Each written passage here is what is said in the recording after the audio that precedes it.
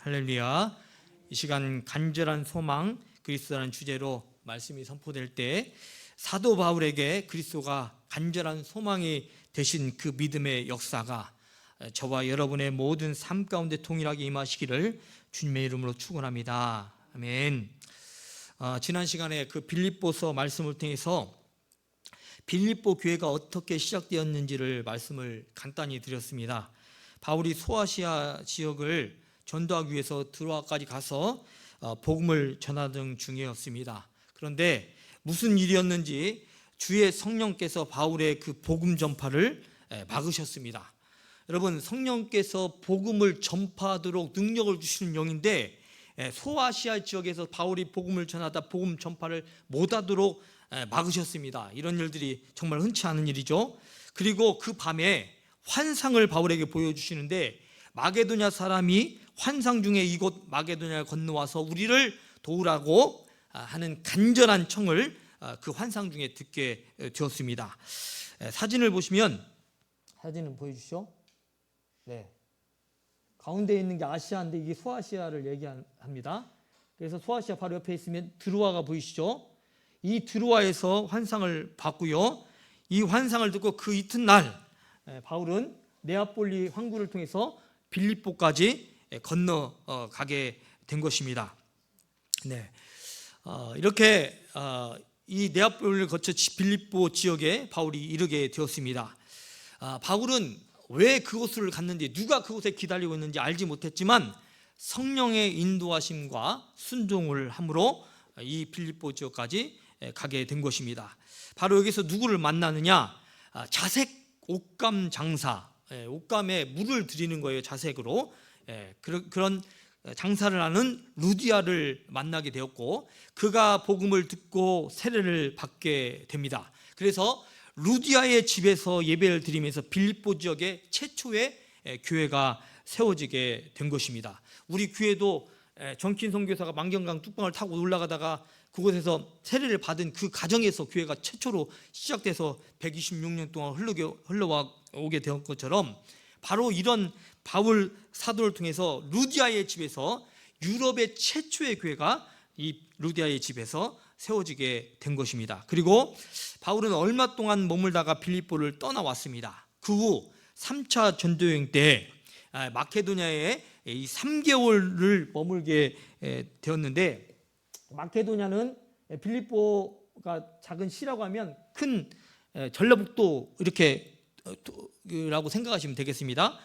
이 마케도냐 지역을 전도하면서 다시 이 빌립보 지역을 다녀가게 됩니다. 그리고요, 바울은 자신이 예루살렘에 돌아가면 잡힐 것을 알면서 굳이 그 잡히는 것을 마다하지 않고 예루살렘에 돌아가게 됩니다. 이것을 다 성령께서 알려주셨고, 선지자를 통해서 네가 돌아가면 잡히게 될 것이다 라는 것을 알려줬는데도 불구하고 바울이 돌아갑니다. 바울이 돌아간 이유가 있습니다. 잡혀서 로마 황제에게 상소를 하게 되면 이 바울이 꿈꾸고 있는 최종 목표가 뭐냐?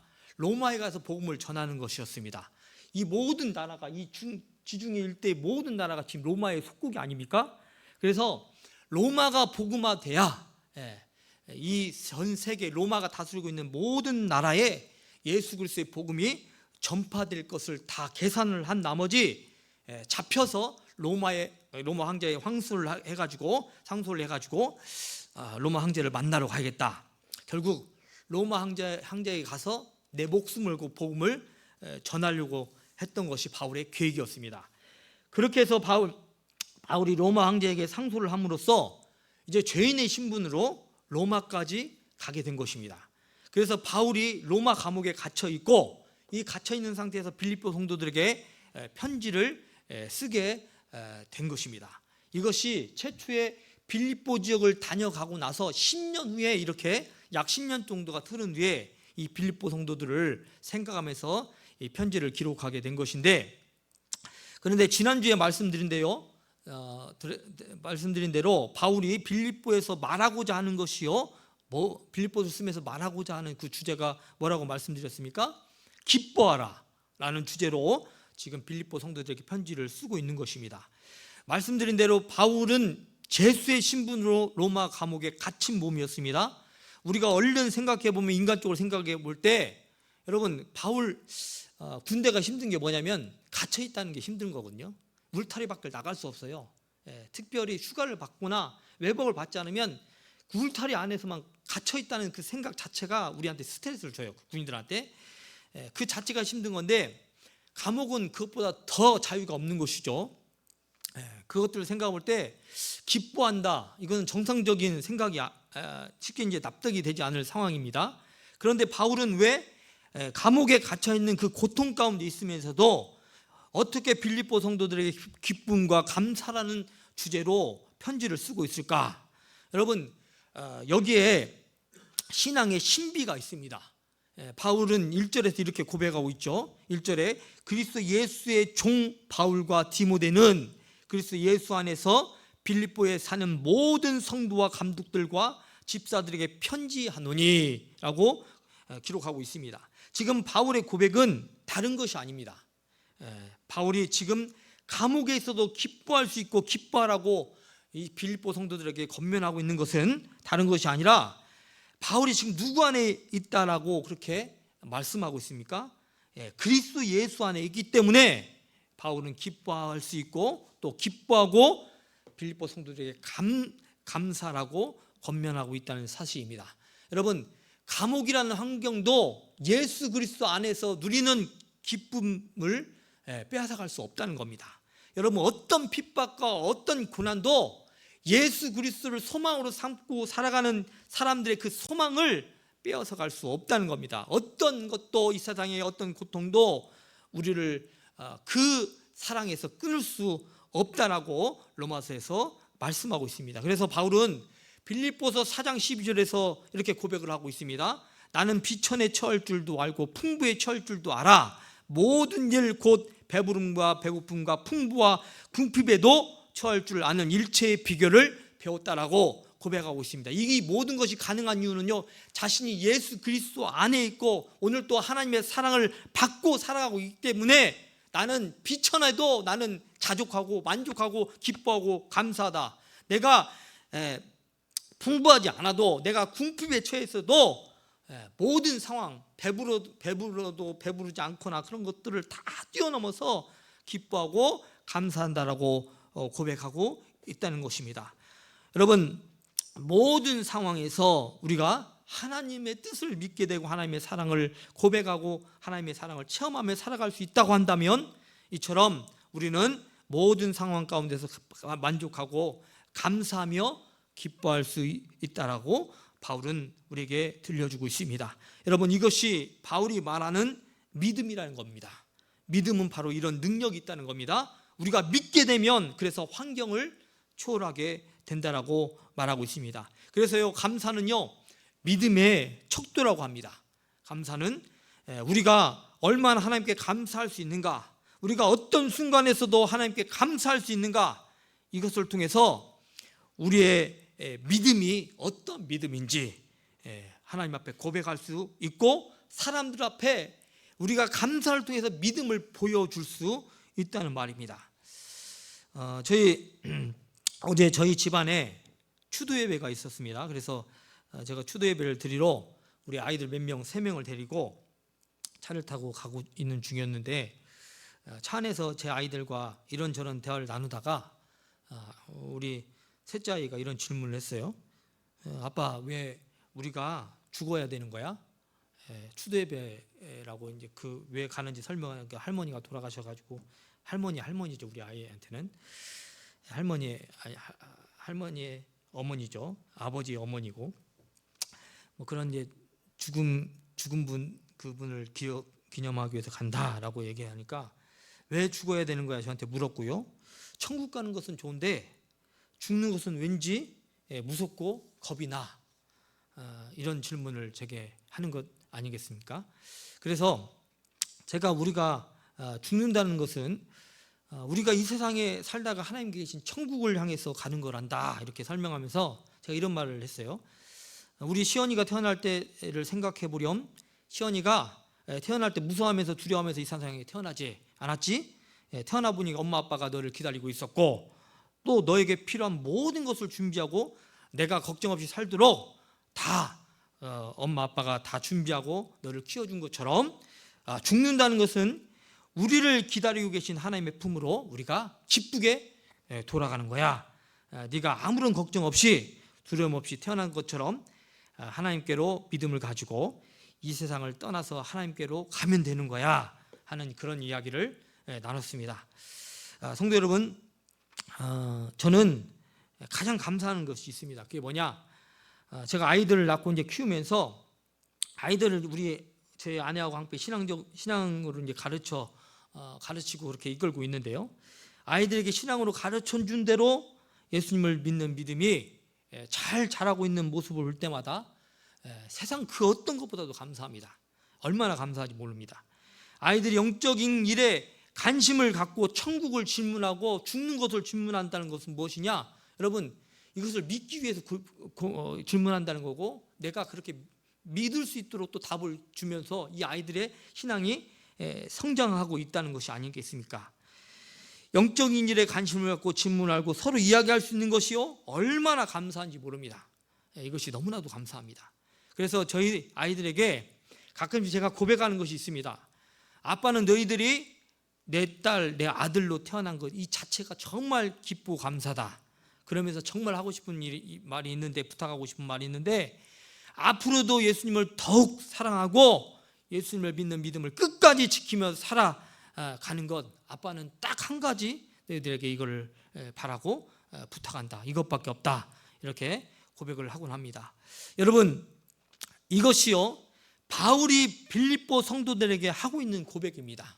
다른 것들을 얘기하고 있지 않습니다. 나는 주 안에 있기 때문에, 예수 안에 있기 때문에 나는 충분히 기쁘다. 어떤 환난을 당해도 기쁘고 감옥에 있어도 기쁘다.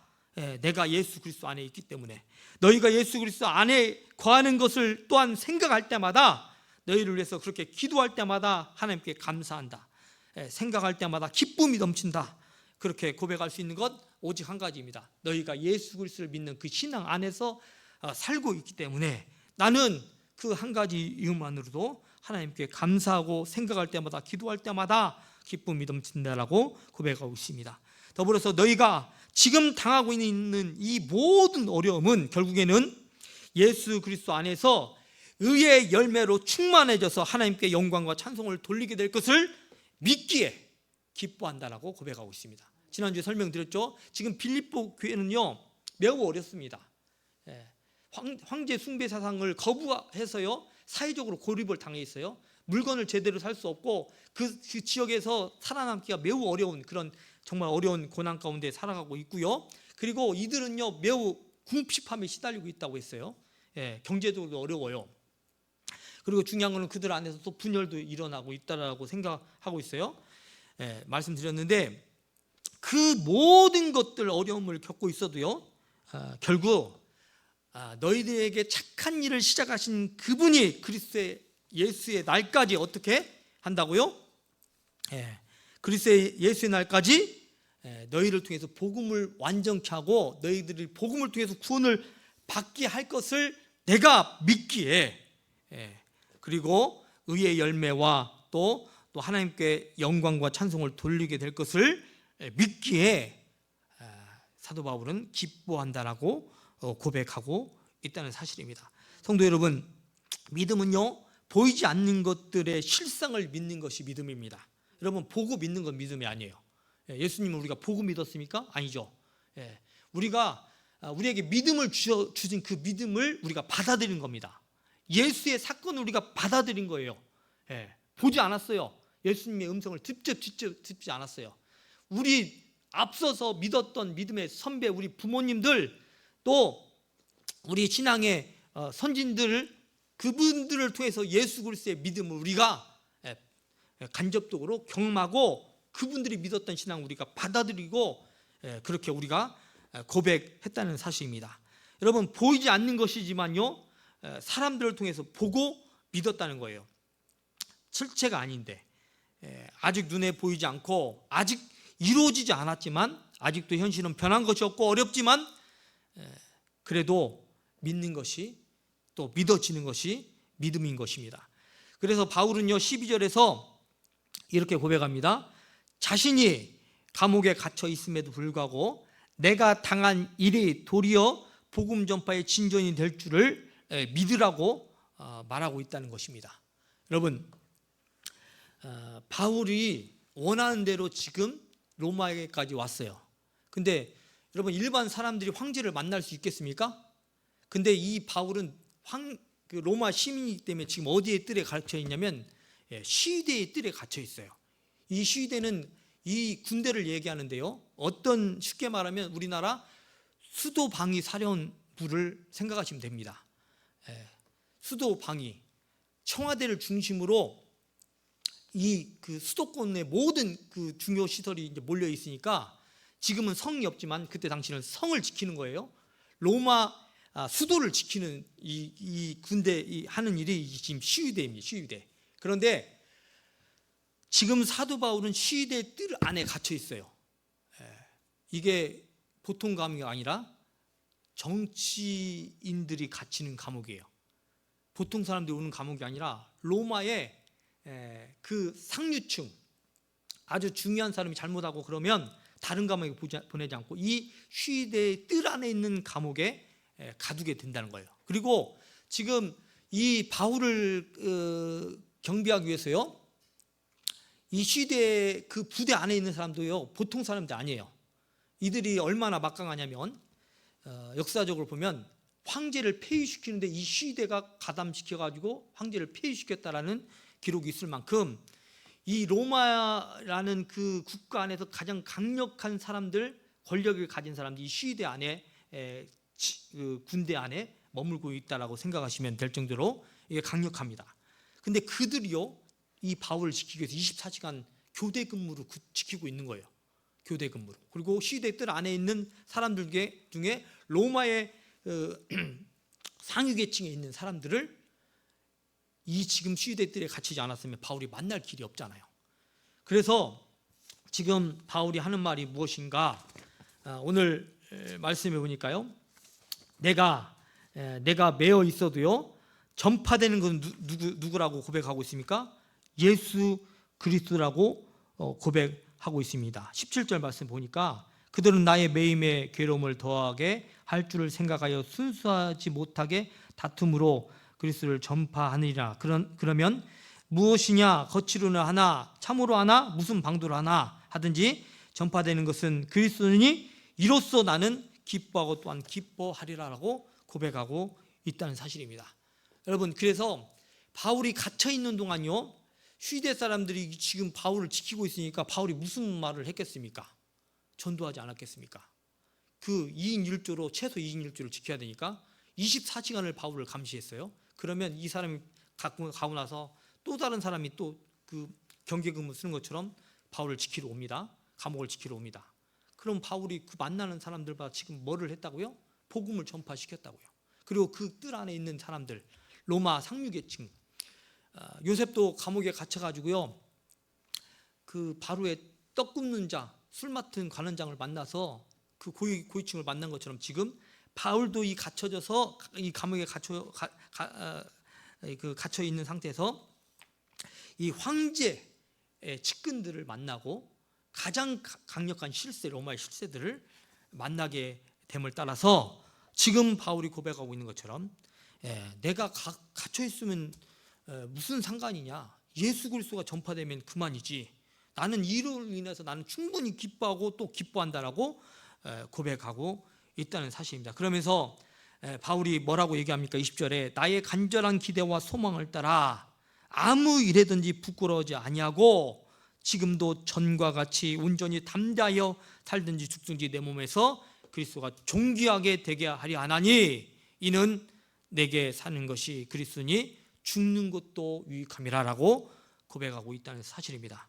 사랑하는 성도 여러분, 바울의 꿈, 인생의 목표는요 다른 것이 아니었습니다. 예수 그리스도를 전하는 것이었습니다. 그래서 바울은 예수 그리스도를 간절한 소망이라고 말하고 있습니다. 내가 죽어서까지 그분이 존귀하게 될 수 있다면 나는 죽음도 불사하겠다라고 고백하고 있다는 것입니다. 내 죽음도 유익하다. 죽어도 나는 잘 죽었다라고 얘기할 수 있다라고 지금 유익하다라고 지금 말하고 있다는 사실입니다. 여러분, 여러분에게 있어서, 저와 여러분에게 있어서 예수 그리스도가 진정한 소망이요 또 간절한 소망이 됨을 고백하며 살아가시는 저와 여러분 모두가 되시기를 예수님의 이름으로 축원합니다. 기도하겠습니다.